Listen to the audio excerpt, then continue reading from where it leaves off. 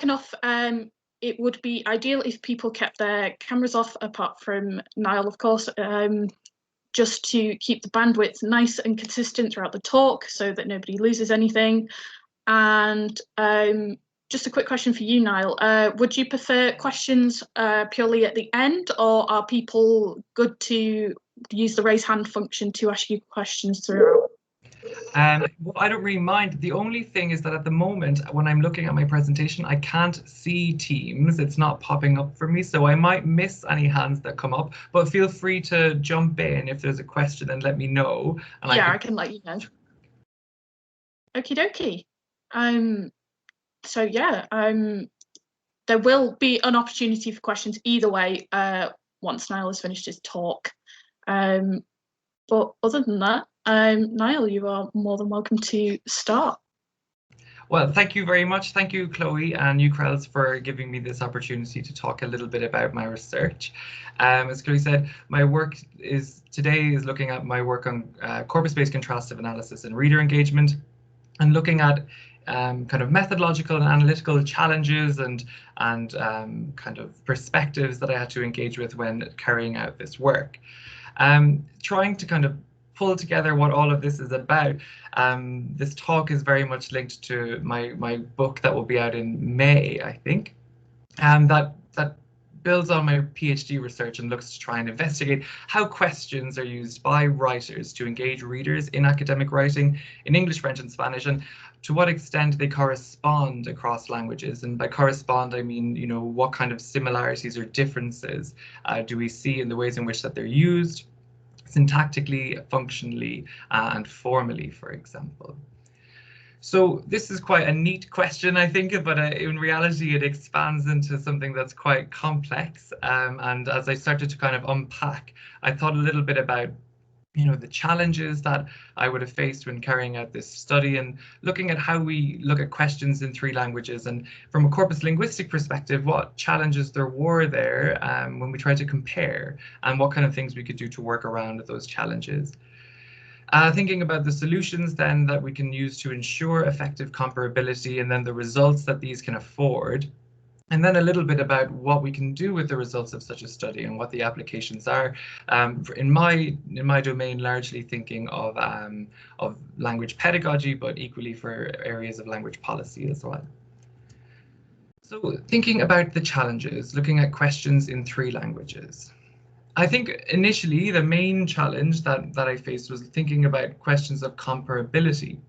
How do we compare across languages when we're looking at questions? And that might seem pretty straightforward initially, but as you dig into it, it becomes quite a challenge. So we're looking at academic English and academic French and academic Spanish, and we're trying to think about how these languages, or these registers of specific languages, compare with one another. And there's lots of things that we have to kind of consider. We have to think about the publishing cultures in these particular contexts where these languages are used for academic purposes. What are the expectations in terms of publishing, and also what are the editorial processes? What happens during the writing process that leads to publications that might change the ways in which they look and sound? We have to think about the audiences of these texts and the purposes. So if we're producing academic texts in English and we're producing academic texts in French and Spanish, are these audiences comparable? Are the reasons for which these texts produced comparable? So is it feasible to compare an English as a lingua franca of academia with languages other than English that are not necessarily addressing people in such a kind of a global capacity? There's then questions about the relationship between these languages, because they don't necessarily exist in a vacuum. So we're not seeing that they're working independently of one another, but like any kind of social discourse, academic discourse has issues of language contact, language domain, diglossia, and epistemicide, where we're looking at different ways in which thinking has been changing in different language cultures and academic cultures, and whether or not there's a degree of Anglicization happening within the likes of academic French and Spanish. And therefore, what would the impact of that be on the comparability of these discourses? Another key facet in thinking about academic writing from I guess a cultural perspective and the comparability across cultures is thinking about the traditions and cultures in academic writing. And this pertains to concepts like reader and writer responsibility. So whether or not the languages and then the writing patterns serve to engage readers and guide readers through text, or whether they render it more the reader's responsibility to navigate through texts. And this also looks at things like content and formal-oriented cultures and the kinds of linguistic features that we typically associate with content and formal-oriented cultures, differing things in terms of things like sentence length, sentence complexity, reader and writer orientation, and use of kind of jargon, etc.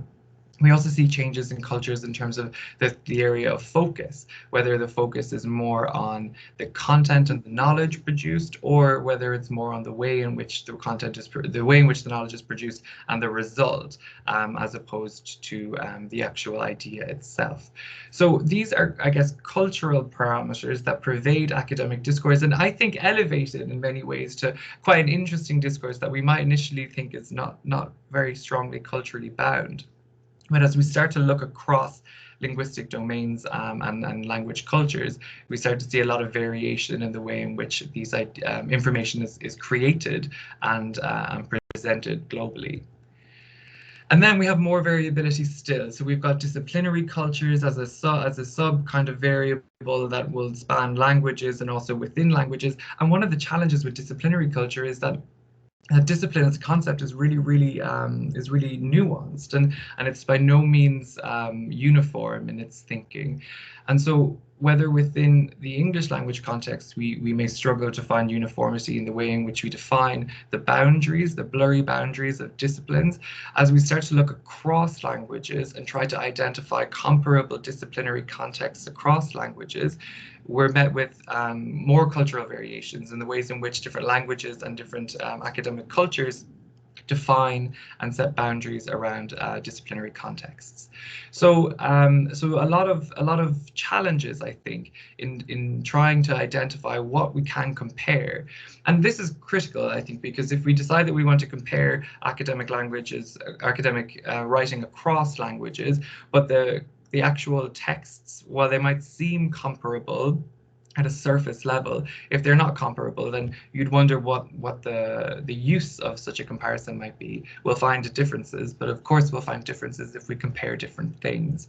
So I think crucially here, it's about identifying a degree of sameness across these texts, so that way we can determine what is saliently similar or different in kind of an isolated manner.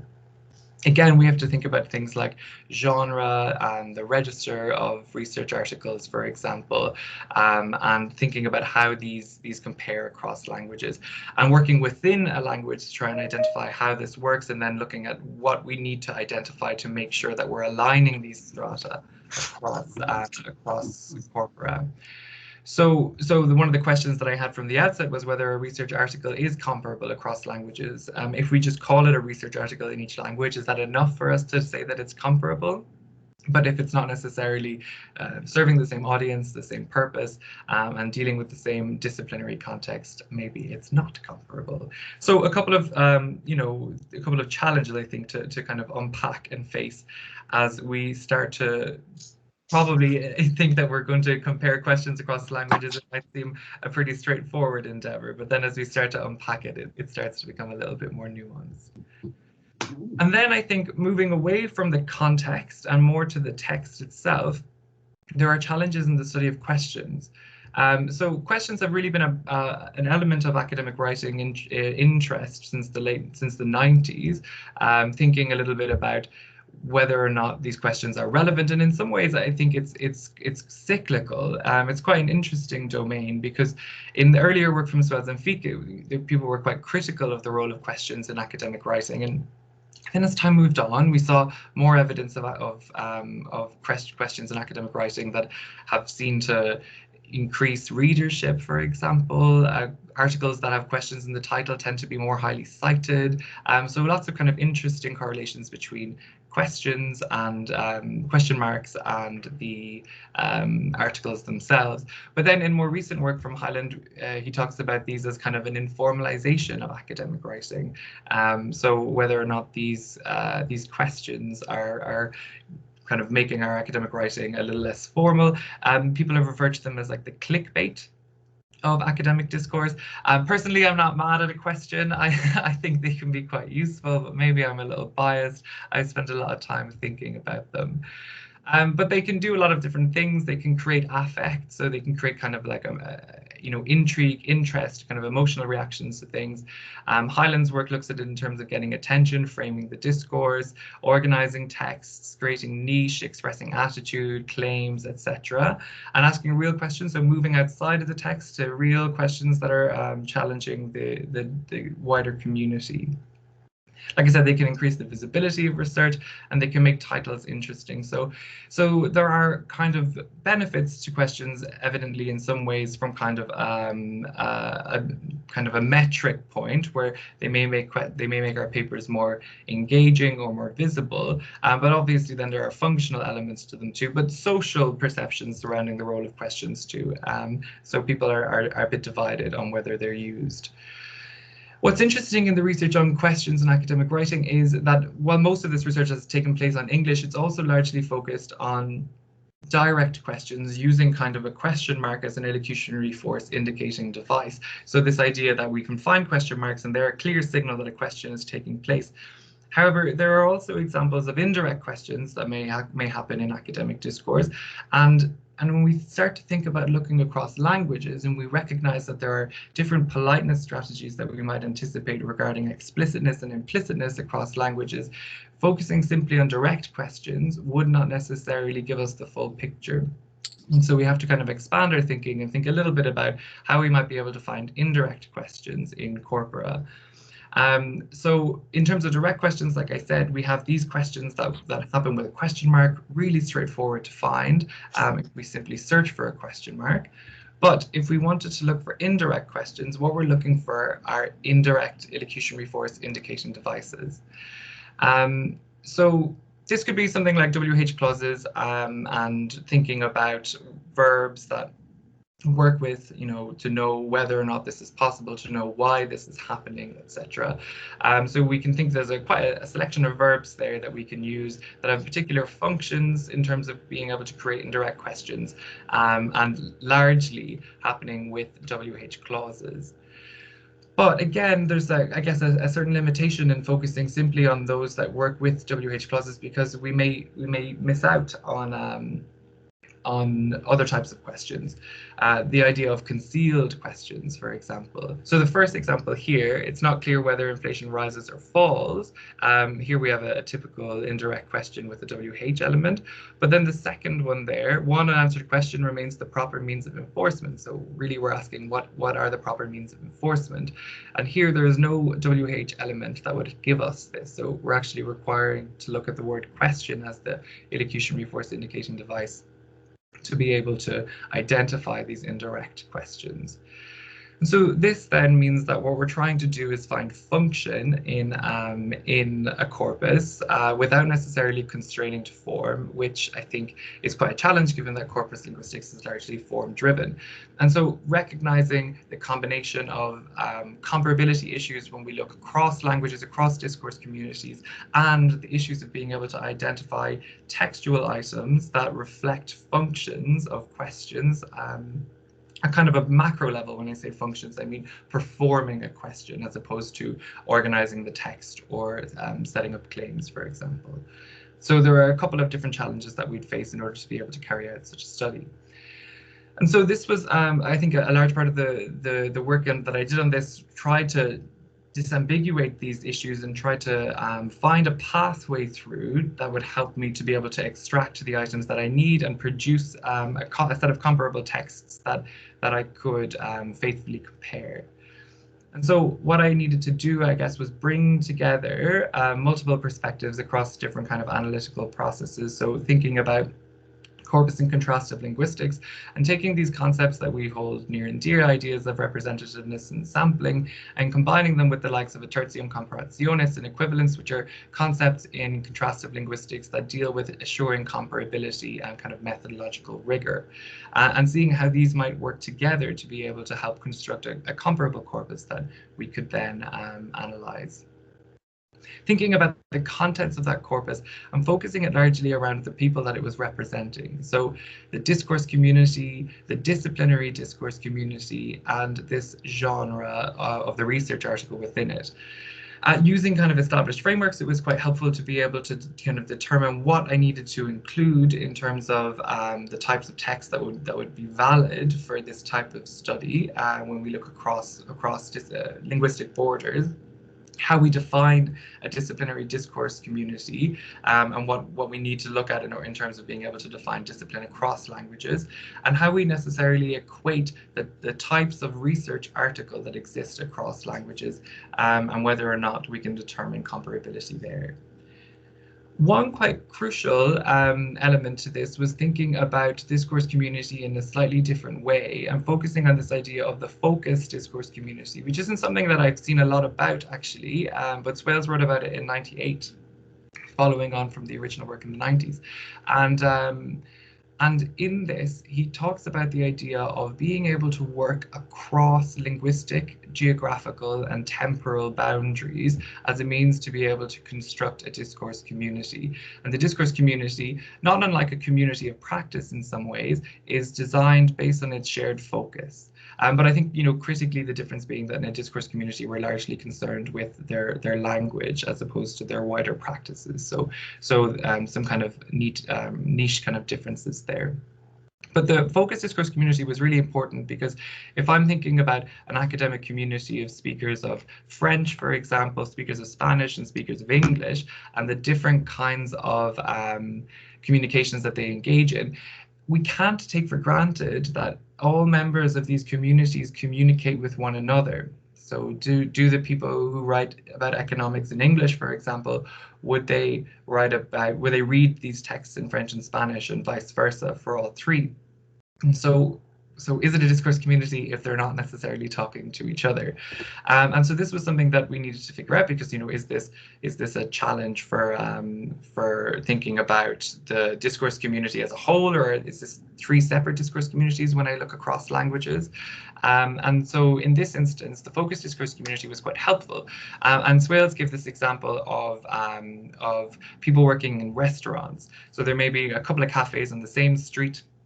The people who work there may never talk to each other at all, but all day long they engage in the same linguistic practices as one another, dealing with similar customers, dealing with requisition forms and getting orders and all that kind of stuff.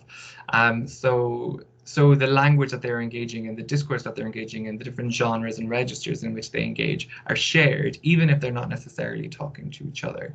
And so this was, again, a useful kind of theoretical construct to help, pull at this a little bit and think, okay, does this really work? Can I make this comparison reasonably?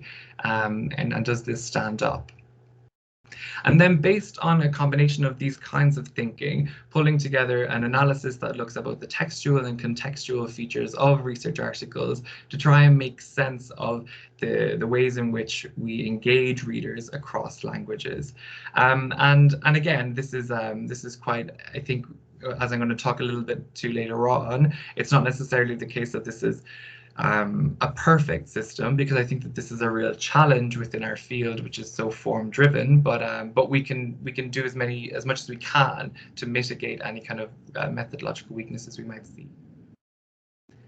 So for this study, I used the parts of the KIAP corpus, which is a corpus of English, French, and Norwegian linguistics, economics, and medicine texts.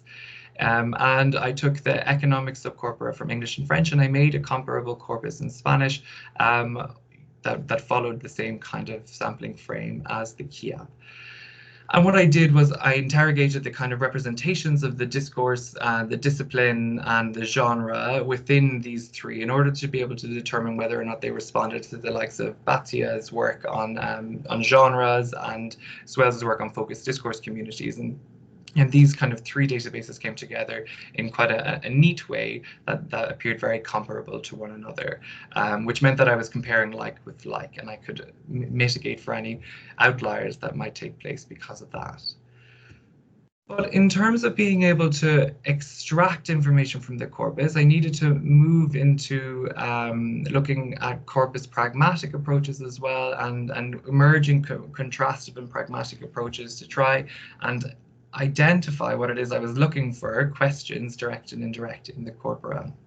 So this idea of both horizontal and vertical reading of texts, I'm thinking about the challenges that we face when we're looking at texts, as often what we can only really do is look for forms that kind of are around functions. We can't really isolate a function, but we can strategically search for forms that help us find these functions in some way. And we can look at things like pragmatically annotated corpora. We could look at, sampling and sifting of corpora. We can use bottom-up analyses of keyword lists and word lists, or previous items that we get out of existing searches in the field. So the idea here is to try and move us towards being able to identify function within the corpus. The reason that we're doing that is because form was one of the findings of this study. I wanted to be able to talk about what forms were being used in the analysis. So for example, if I were to look for indirect questions, and I were to only say indirect questions were those that occurred with a WH complement, then my finding would be that indirect questions occur with a WH complement. So it wasn't necessarily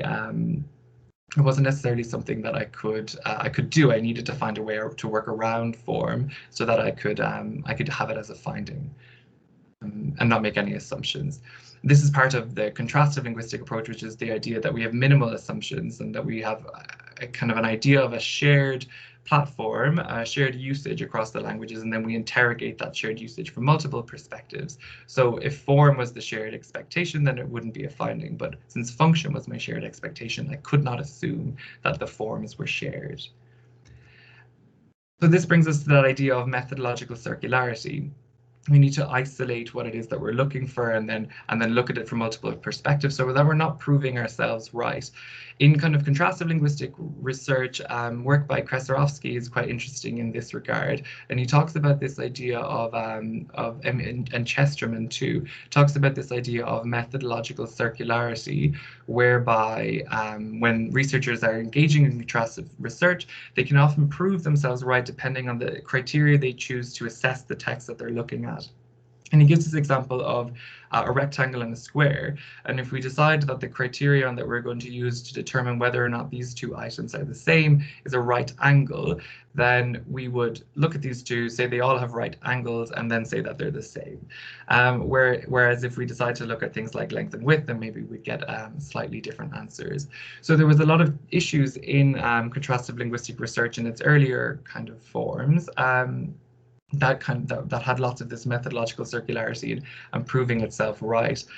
And so what I found was combining the corpus linguistic approaches using small specialized corpus, and combining the kind of theories that we use in corpus linguistics with the likes of the tertia and comparationis in contrastive linguistics, which is basically the idea that there's a shared assumption, or rather there's an assumption of a shared usage. So in my case, for example, it was the idea that questions are a feature of academic writing in English, French, and Spanish. So that was my assumption, and everything else I couldn't assume. So I needed to test that assumption with criteria, and those criteria were equivalences. So that's what they referred to them as. So this could be things like frequency, form, function, etc.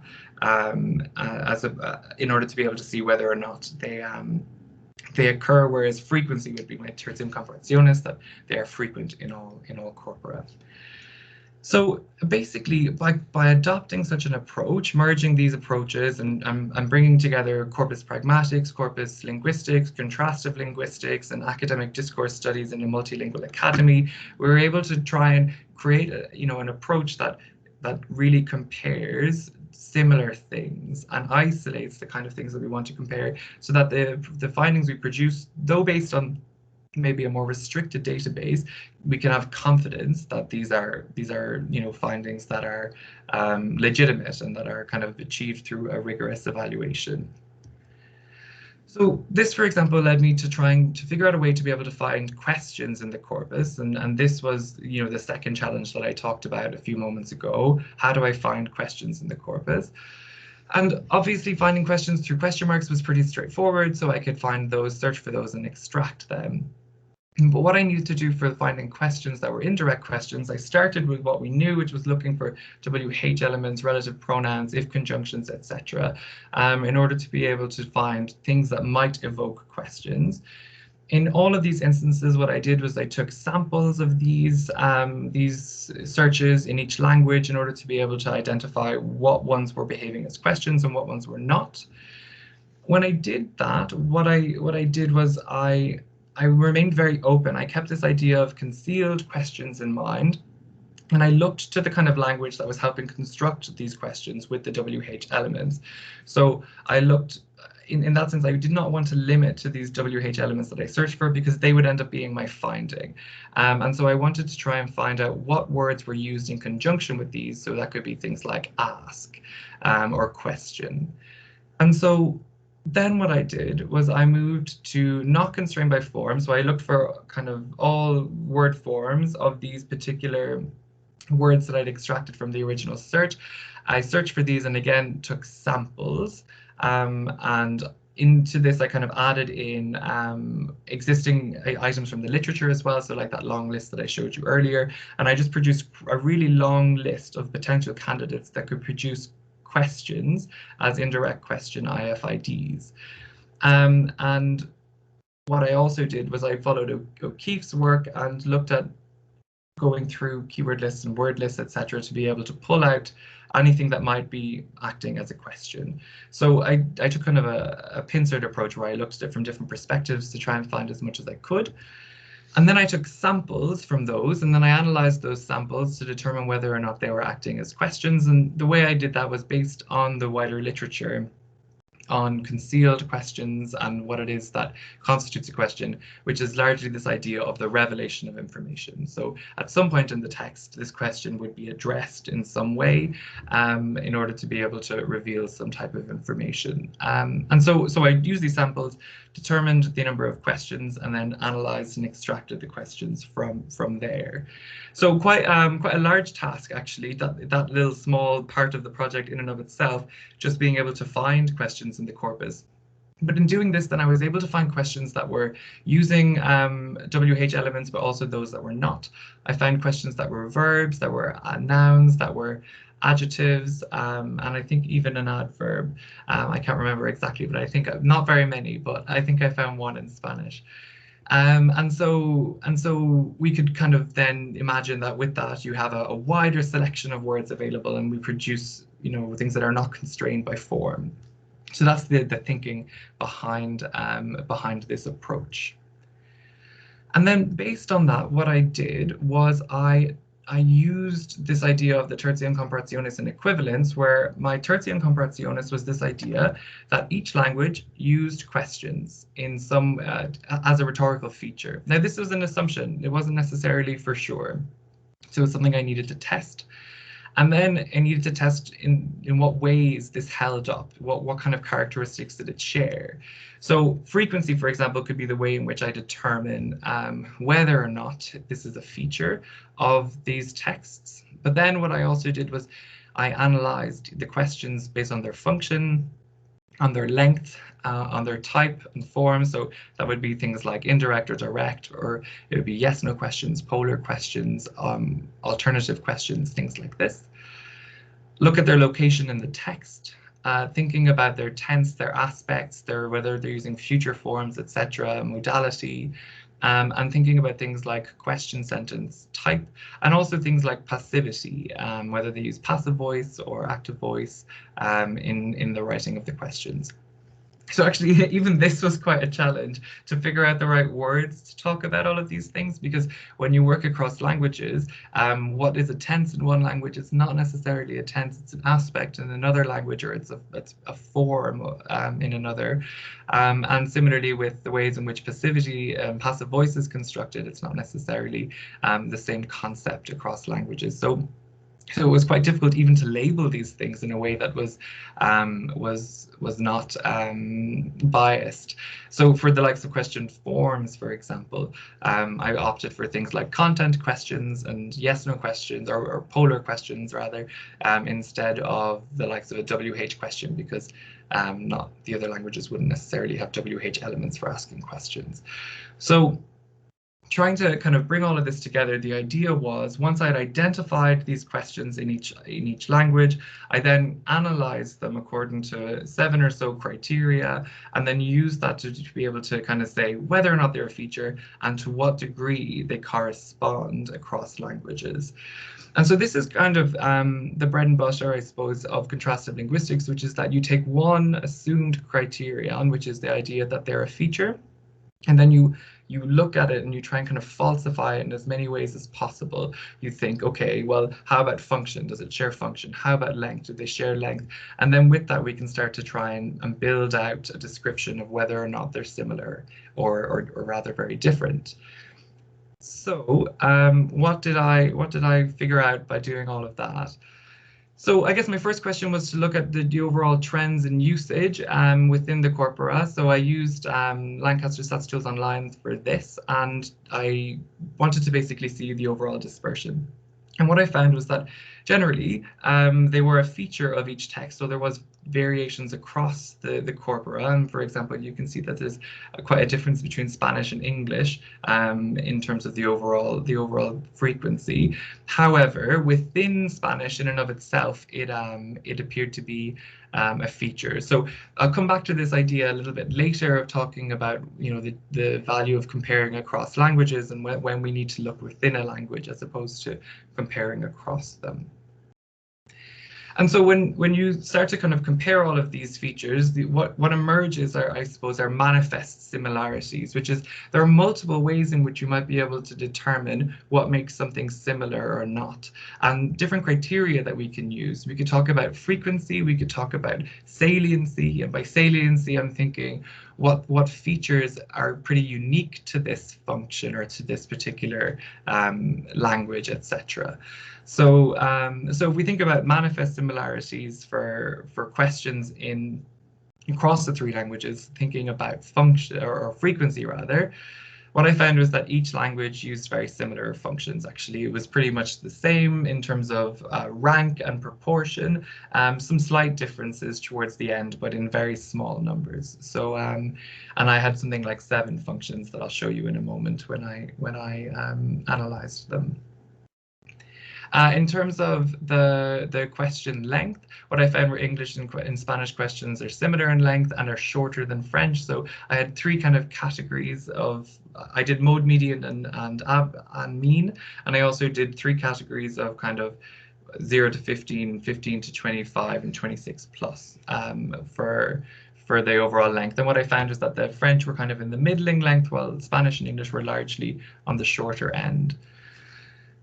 Most often they use direct questions, so that's questions with question marks. So that was quite interesting, not necessarily something that I expected, but proportionally French used the most indirect questions. So a greater share of the French questions were indirect, which I think is in keeping with the literature on kind of French negative politeness.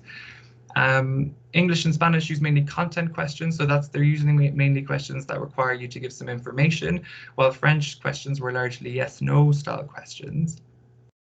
When we look at indirect questions, that verbs were largely used to create the indirect questions across the board, and we found question verbs like ask, examine, were kind of used to find out a little bit more about the information and pose questions.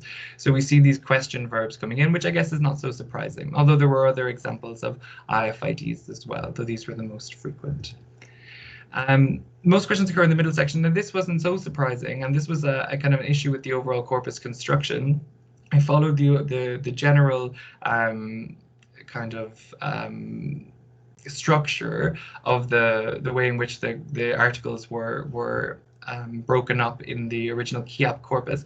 What that meant, though, is that they were largely 3 sections, which was intro, mid, conclusion. And the mid was kind of a broad middle section, just because the nature of the text was so variable in terms of the kinds of sections that they had in it. It was very difficult to have some homogeneous organization.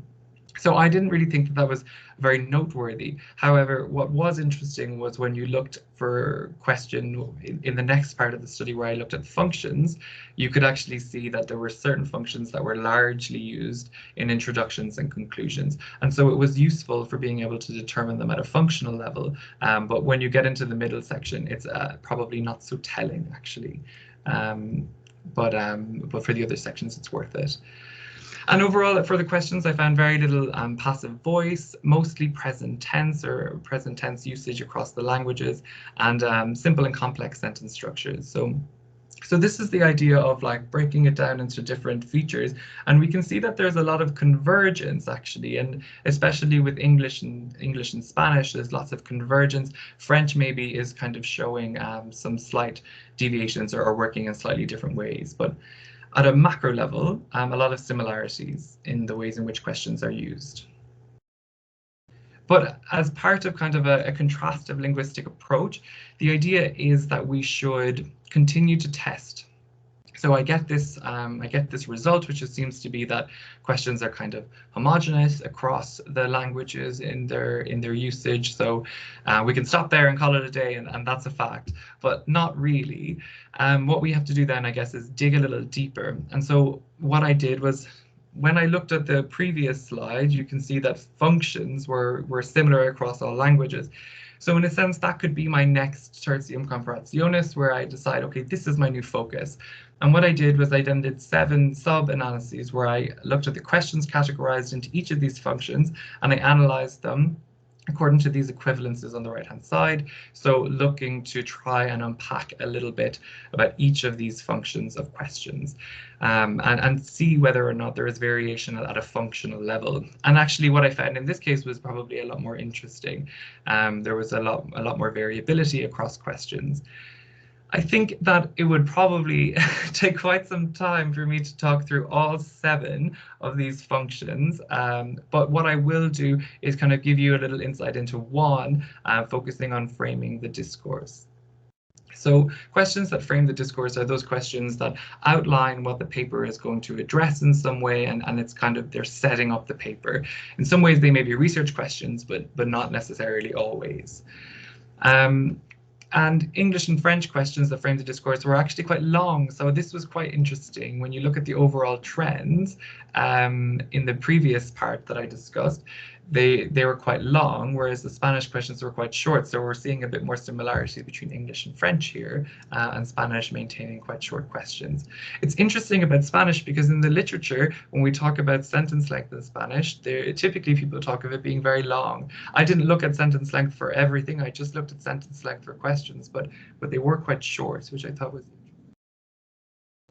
In framing the discourse, English used mainly indirect questions, and that was quite a surprise, not using direct questions so much there. So in the ways in which research questions were set up in economics papers in English anyway, they seem to often use indirect questions as a way to do that, and not direct questions, while French and Spanish use direct questions more. The research questions that were used were largely polar questions in English, polar questions in French, and Spanish used content questions. So again, as we move into the functional level, we're seeing a lot of differences occur across the languages. So this again was quite interesting. We might expect a lot of research questions to be posed in the earlier sections of a paper like the introduction, but in the case of English, they occurred in the introduction and the middle section. So there was quite a split between where the questions occurred, while in French and Spanish, they largely only occurred in the introduction sections. So we see French and Spanish economics writers raising research questions at the beginning, while in French, they seem to, or in English rather, they seem to vary. It's a bit more dynamic in that sense. Again, very little passivity in the likes of framing the discourse. Present tense was what was most used, and English and French used mainly complex sentences. This, I guess, I didn't test for whether or not there was a relationship between this, because the point of within contrastive studies is that there's one point of comparison through which all of these things filter. But I guess my thoughts would be that the complexity of the sentences is linked with the indirect nature of the questions. And Spanish uses mainly simple sentences. So this was the idea of manifest similarities based on frequency. So what was particularly frequent within this function? However, what we could also do is instead of focusing just on frequency, we could focus on what was quite unusual about this function. So what happened more often than in any other function here, what happened less often than in any other function here. So were there any kind of idiosyncratic elements to this particular function? And so I call that saliency. And here again, the questions are unusually long in French. Indirect questions are unusually frequent in this function for English, and direct questions are unusually frequent in French and Spanish. So they inverted here. And then when you look at the other functions, we can see that this kind of change isn't sustained as you move through. So a larger proportion of all indirect questions in English happened in this function. English uses an unusually frequent number of indirect polar questions and content questions and alternative questions here. So they use quite a range of questions in this kind of indirect capacity as well.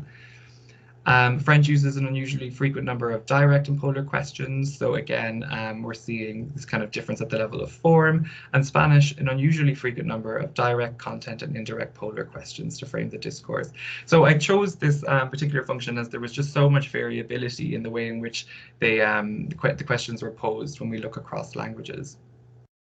They're unusually frequent in the introduction sections in each language, and that makes sense because this is a feature that was most often in the introductions when compared to other functions. And Spanish exhibits an unusually frequent use of passivity for this function. So in this sense, before I said there was not passivity wasn't very frequent overall, but where it did happen in Spanish, a lot of it happened here. So this is kind of what taking this kind of perspective can reveal, that there does seem to be some use of passivity here that's not used elsewhere in the Spanish data. And here the present tense is mostly used. Well, Spanish, quite interesting, used present tense, but also had a lot of kind of modality, kind of hypothetical situations that weren't necessarily temporal in their nature. But again, I say a lot, not a lot, but a salient use of, in the sense that it was more than in other functions. So this is kind of a cross-function comparison. And again, the idea here surrounding complex and compound complex sentences, so to do with the overall structure of sentences. Again, I think this is linked to the indirect question uses because they tend to have be more complex in their overall structure. So overall, I think the idea that I wanted to illustrate with this is that as we dig into these kind of comparisons at a macro level, we might be able to find degrees of similarity, but then as we start to look at them from different perspectives and then analyze them based on a range of criteria, we can start to see actually that there are quite substantial differences in the ways in which questions are posed and used across languages. So what can we do with all of that? What does all of that mean for us? So I guess it's about thinking about the original challenges posed about the comparabilities of these texts across languages. And when we think about the wider literature on things like reader engagement and reader orientation, typically what we will see is that English is considered to be writer responsible, which means that it becomes the writer's responsibility to help the reader navigate a text, while French and Spanish are typically seen to be reader responsible, which means that it's their responsibility to navigate a text. However, in some ways, this might be a bit simplistic because when we look at the findings from the study, while there were differences in the overall frequency of questions across languages in descending order from English to French, so English has more than French and Spanish uses fewer than the other two, we are in line with what we kind of see in the wider literature. I think the key point is that actually all three languages use questions to engage readers. So when we compare across, we can kind of obscure this a little bit. I think if we if we think about the comparison with English, a lot of the time what we do is we compare two languages, and what we might produce is this idea that there's kind of a binary perspective of you're either reader or writer responsible. But I think it's a little bit more nuanced than that. And that when we compare three languages, we can see that while French is typically seen to be reader responsible, as is Spanish, when we compare French and Spanish, French is actually uses more questions than Spanish. So is that a fair designation? And when we just look at Spanish, it uses them as a rhetorical feature across a high range of texts. So again, is this a fair designation? Of course, this is just one feature of reader engagement, so we can't necessarily, completely change the script, as it were. But I think that it asks interesting questions about how we determine these qualities that we attribute to languages, and what it is that we can say about languages in and of themselves, as opposed to when we compare them with English, most often with English. When we think about things like French, we saw things like indirect questions. So this is in line with what we might expect from negative politeness. So including these indirect questions in the analysis was really helpful. And perhaps we could think about this Spanish use of direct questions and the general convergence of English and Spanish practices that we saw in the maybe more macro analysis as this idea of Spanish's convergence towards English language norms, and that maybe language contact within the academy is kind of anglicizing in some ways the Spanish academic practices in some shape or form. So all of this kind of fits back within this global academic culture and these kind of global traditions that we see, and thinking about how these languages relate to one another. But I think taking a contrastive linguistic approach and bringing in multiple languages, and then bringing forward these corpus linguistic approaches that we can use to create empirical evidence to respond to these kind of theoretical constructs that qualify languages in some way or another. I think that it creates a nice synergy between these two fields that help us to produce very comparable, rigorous databases that also allow us to respond to issues in contrastive linguistic literature. One thing that I think struck me as I was looking through this is the disparity between function and motivation. So when I was attributing the functions to the questions, the functions, following kind of Highland's framework and a very defined set of criteria for being able to determine the functions, what I could do is rely on the wider text and context to help me do that. However, I couldn't tell you why the writers did what they did, and I think that is important. They talk about questions that get attention and the titles that are used to get attention. They may be a reader engagement device in order to get attention and kind of prepare readers for what's going to happen next. However, they could also reflect a sense of drama or intrigue that people like to inject into academic writing in Spanish and French cultures. So it's hard to know whether or not the reason for using these questions is in fact to engage readers, or whether it's got another motivation entirely. And so for that, I think fundamentally what we need to do is actually talk to readers. A lot of research on reader engagement and meta discourse focuses on writers' practices, but I think that we need to find out what readers think too. So thinking about the overall questions that kind of emerged at the end of this study, I think the disciplinary focus for me was on economics. So it would be interesting to look at what other disciplines do. I did do a study of linguistics papers looking at direct questions only, and I found there to be quite a few differences across the disciplinary context as well. Not at all surprising. Disciplinary variation in academic writing is well established. So in this instance, just due to the kind of the expanding nature of the study into all of these sub-analyses with different criteria and three different languages, I thought perhaps disciplinary variation might be a little bit more than could fit into a study. But I think as a follow-up, it would be very pertinent.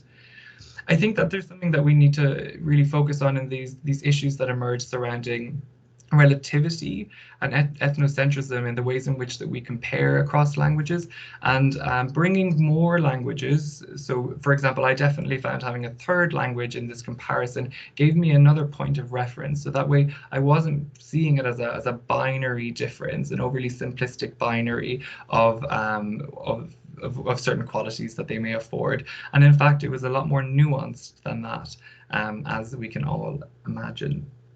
And understanding writers and readers. So, as I said a second ago, I think we really need to be sure of what the writer's intentions are, but also need to give some time to think about readers' expectations, and think about how these expectations are very much culturally bound too. So what makes for a reader-friendly text is not necessarily easy to determine without knowing what the readers think. In terms of the application of this research, I think there's lots of different ways that we could think about this. In my go-to initially would be thinking about language pedagogy. And there's a really interesting study by Corpora and Leonard talking about this kind of uncritical use of contrastive linguistics to inform language pedagogy that runs the risk of maybe creating a layered view of languages as English is more important and relegating other languages as kind of reference tools. So thinking about how we might be able to bring comparisons in at a discursive or a cultural level would help us to, you know, make the ways in which we engage in kind of plurilinguistic competencies in language education more effective. I think that this is timely given the CEF or companion volume that was added, focused specifically on this idea of developing plurilinguistic competencies. So finding ways that we can encourage students to draw on comparable corpora, for example, in the way that we do corpus linguistics more generally in language education would be really interesting. So this could be thinking about genre pedagogies, thinking about academic pedagogies like EAP, or the French and Spanish equivalents, Français langue académique, Español con fines académicos, and thinking about materials development from an indirect perspective, or even from a direct perspective, DDL, getting students, for example, to use the elocutionary force indicating devices that you kind of extract from such a study as a way into a corpus, and looking at how questions are posed and what the language is doing in the overall context.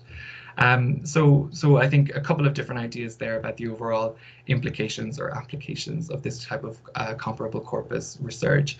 I know that in the early 2000s, there were calls for comparable corpora to make their way into language pedagogy, and then again 10 years later, more calls for this, but it's not necessarily made its way in any great shape or form. So I think that with the advent of this focus on plurilinguistic competencies, there may be avenues for this going forward. So thank you very much for that, and I hope that you found that interesting, and I'm happy to take any questions if you have any. Thank you very much, Niall. That was really, really interesting. Does anybody have any questions, whether that's in the chat or we do have one? So Tony McHenry has a question. He says, apologies if I missed this, I had a bit of a choppy connection. When you were building up your set of queries to find your questions in your study, did you rely mainly on your intuition, or was it more a cyclical process based on some degree of close reading? So for this, I think it was like a combined approach. What I did was I used the existing studies that I guess are few and far between, but that do exist on indirect questions to try and extract examples of elocutionary force indicating devices. I also used intuition in the sense of working through kind of word lists, etc., for any items that would maybe give me an idea that these might evoke questions owing to my general knowledge of the languages.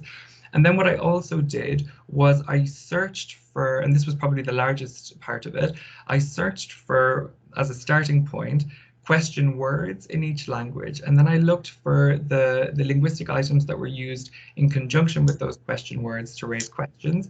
And then I looked for different inflections of those, looking for, so if it were ask, I looked for ask, asked, asking, all of that. Or if it was question, I looked for questionable, I looked for the different types of parts of speech, etc.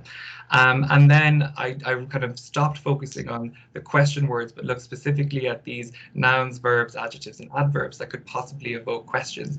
And for each of these that I found, and there was quite a long list, what I did was I took samples of them, and then I evaluated the concordance lines of those in order to try and determine which ones were acting as indirect questions. And in that way, I was able to find examples of what you might expect to be indirect questions, but also things that we might not have expected that were disciplinary in their nature, so kind of strange verbs used to ask questions that were very much related to economics, or also things that were maybe more concealed questions, so questions that didn't have any question word per se, but the general context evoked the question.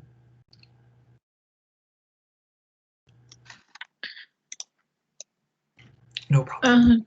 There we go. Is there any other questions? Do feel free to use the raise hands function.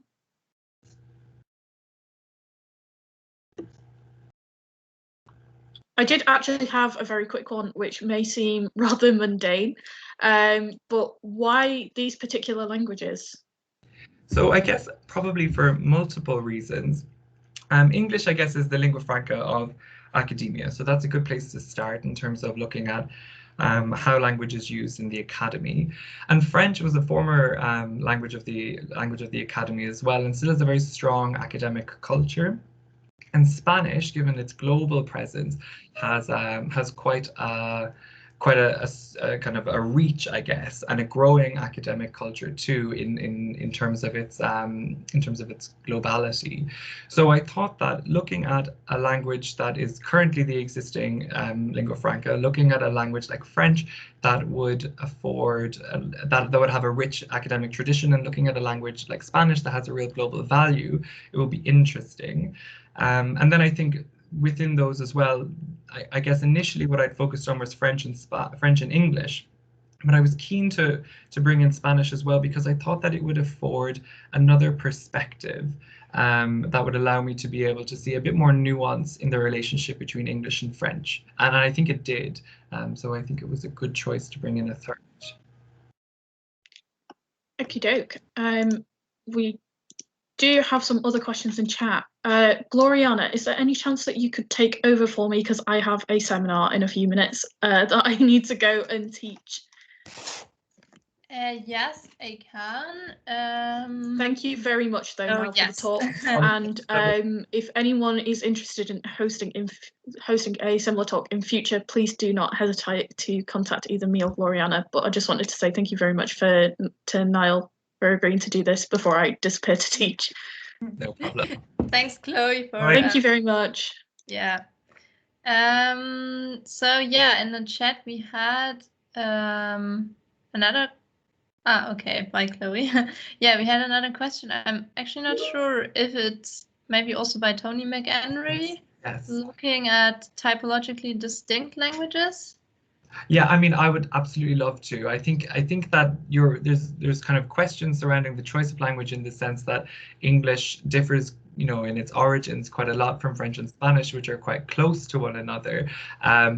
In this for the PhD project that this kind of came out of, that I spoke French and Spanish was a bonus in that sense. But I definitely would love to be able to expand this and work with others, I think, in being able to bring in other language foci and be able to add as many more perspectives to this as possible, to enrich that. I think what would be really interesting would be to look across language cultures without necessarily having to speak the languages, to understand writers' perceptions and readers' perceptions and expectations of issues of kind of reader and writer friendliness across languages, and that wouldn't necessarily require an in-depth knowledge of those languages to do that. So that's something that I'm thinking about as well, as a way to unpack a little bit more how we determine what makes for a reader-friendly text. Okay, yeah. So I have one question, but regarding yeah, maybe if there are differences in terms of writer groups who use questions. Yeah, I mean, a good point. I'm not sure. Thinking about what I've read about questions, because there's so little on that, but I do think that, I guess, embedded in that question, there's a sense of whether or not it's kind of a socially marked item, or whether it's a generational use, or whether it's something that's changed over time and become more acceptable. And I'm not sure. I feel like there might have been a period in time where people were using it more, and I have seen studies, for example, that talked about questions that or papers that have questions in their titles rather have been more cited, been more visible, etc. And so there may be an appeal from like a metrics perspective to make your research more visible for people to do that. Whether or not they like it now is another question. They may just be doing it to be more visible. But I think that that more recent work, for example, from Hyland, his initial work didn't necessarily treat it as an informal feature of academic writing, but in his more recent work, he does talk about it as an informal feature of academic writing. I'm not sure where I stand on that. I think that who determines whether it's informal? Perhaps our sense of formality is changing, as opposed to academic writing becoming less formal. It's iterative in that way, but I think that it's probably something that is just continuing to change in terms of its perceived acceptability. Okay, thank you. Yeah, I guess in the interest of time, yeah, we're now 1 minute over the session. So there was one more question by Sarah, but maybe you could address that via email if that's fine. And I guess also any other questions to Niall, I guess he's happy to be contacted via Twitter and email. Absolutely. Yeah. Okay. Yeah, then I would like to thank Niall once more, and I wish everybody a nice afternoon. No problem. Thank you. Thanks again for having me, and lovely to have all of your questions. Bye. Bye.